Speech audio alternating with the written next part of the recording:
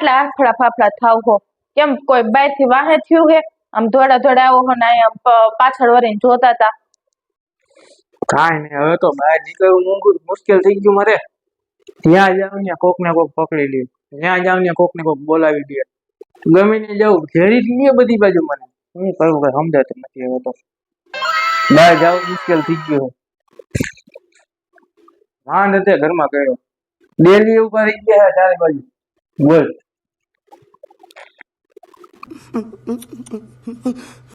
હે એટલે બધા તમે ફેમસ થઈ ગયા હો કે બધી બાજુ તમને ઘેરી લે હે?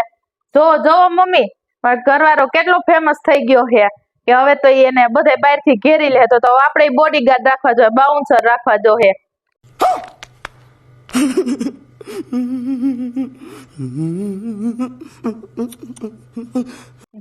ગમે ત્યાં જાહીને તો માણસો આપણને બધેથી ઘેરી લે છે, આમ ઉપડે નહીં ઉપડે આપણે, એટલે હે ને આપણે બોડીગાર્ડ ને બાઉન્સર ને બધું રાખવું જોઈએ.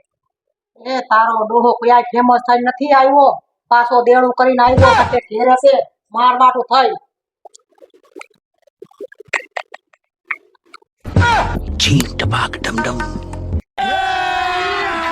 अभी मजा आएगा ना भिड़ो. જોતા તેમાં શું લખેલું છે? આ હું મમ્મી તમને આટલું વાંચતા નથી આવડતું? આટલું તમને નથી ભણ્યા કે એટલું વાંચતા નથી આવડતું? જો મેં તો કોલેજ કરી છે, સારું થયું ને હું તો ભણેલી હું. શું ભણેલ સોટ્યો જયો હોય તે કેટલું ભણ? હું પૂછું જવાબ દે હાલ. હા પૂછો પૂછો તમે આપણે બધા જવાબ છે. શિયાળો ઉનાળો ચોમાસ તઈ બધું ભણેલ કોણ છે?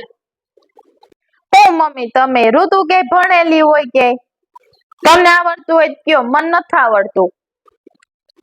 હું તને નથી આવડતું ને? ના નથી આવડતું, ભણેલ તોય મને નથી આવડતું. તમને આવડતું હોય કયો. સંધાઈથી ભણેલો ઉનાળો જ કહેવાય. ઈ કેવી રીતે? સૌથી વધારે ડિગ્રી એની પાસે હોય. હું મમ્મી તમે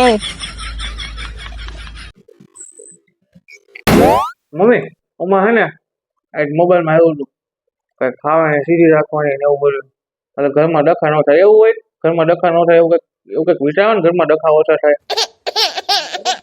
હવે એવું કાંઈ ન હોય, હાવણી સીધી રાખો કે આડી રાખો, શનિવારે તેલ ચડાવો કે ન ચડાવો, ચંપલ સીધા રાખો કે ઊંધા રાખો, શંકરજીને દૂધ ચડાવો કે ન ચડાવો.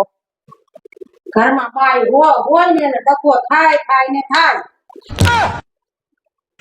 મંગલ ભવન